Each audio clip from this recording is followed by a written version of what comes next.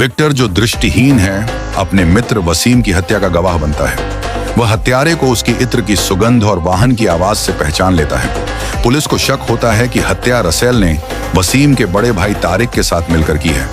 Russell Victor को पकड़कर उसे हाइड्रोफ्लोरिक एसिड में डाल देता है, जिससे उसकी दर्दनाक मौत हो जाती है। विक्टर की मौत से उसका भाई जॉर्ज पीटर, जो अदाट्टू परिवार का मुखिया है, टूट जाता है। पीटर का दत्तक भाई मार्को, जिसे सुरक्षा के लिए इटली भेजा गया था, जब विक्टर की हत्या की खबर सुनता है तो लौट आता है। चर्च में श्रद्धांजलि सभा के दौरान मार्को प्रतिशोध की शपथ लेता है। पीटर उसे रोकने की कोशिश करता है, लेकिन मार्को बदला लेने को तैयार रहता है। इस बीच रसेल का पिता टोनी इसाक, जो सोने की तस्करी का सरगना है, पीटर के साथ डील करता है, लेकिन असल में उसे धोखा देने की योजना बनाता है। डील से लौटते समय टोनी का गुर्गादेव पीटर पर हमला कर उसे गंभीर रूप से घायल कर देता है। पीटर अस्पताल में भर्ती होता है और मार्को को बताता है कि विक्टर की मौत के लिए टोनी और रसेल जिम्मेदार हैं। मार्को बदला लेने निकलता है, लेकिन रसेल उस पर हमला कर देता है और उसके साथी अनवर का हाथ काट देता है। क्रोधित मार्को रसेल के गुर्गों को मार डालता है। जब वह रसेल को मारने ही वाला होता है तो उसे पता चलता है कि विक्टर की गर्भवती प्रेमिका ईशा को टोनी ने अगवा कर लिया है और उसकी रिहाई के बदले अडाट्टू परिवार के सोने के व्यापार की मांग करता है। मार्को देव को पकड़कर उससे यातना लेकर ईशा का ठिकाना पता करता है और गेस्ट हाउस में धावा बोलकर टोनी के सभी गुर्गों को मार देता है। लेकिन टोनी बताता है कि ईशा वास्तव में रसेल की कार की डिक्की में बंद है। मार्को और अनवर टोनी का पीछा कर फार्म हाउस तक पहुंचते हैं।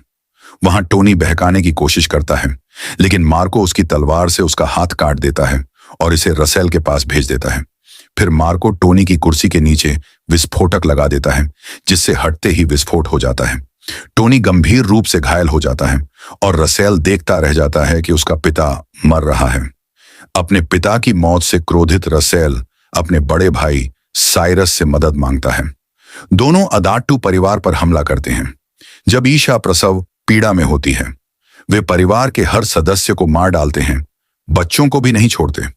मार्को की मंगेतर और ईशा की भी हत्या कर दी जाती है और नवजात शिशु को साइरस अपने साथ ले जाता है। गंभीर रूप से घायल मार्को और पीटर अपने परिवार के विनाश को देख टूट जाते हैं। पीटर मार्को को बदला लेने के लिए प्रेरित करता है। अब पूरी तरह से निर्दयी बन चुका मार्को साइरस और रसेल की फैक्ट्री में प्रवेश करता है। वह उनके गुर्गों को बेरहमी से मार डालता है। वह रसेल को चाकू से गोदकर मार डालता है। साइरस नवजात बच्चे को एसिड की टंकी में फेंकने की धमकी देता है।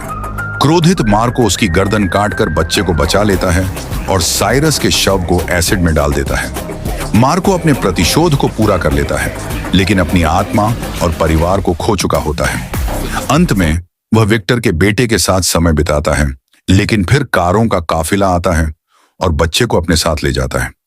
स्क्रीन काले पर्दे में ढल जाती है, जिससे दर्शकों को यह सोचने के लिए छोड़ दिया जाता है कि यह प्रतिशोध की समाप्ति थी या नई लड़ाई की शुरुआत। To watch more, subscribe.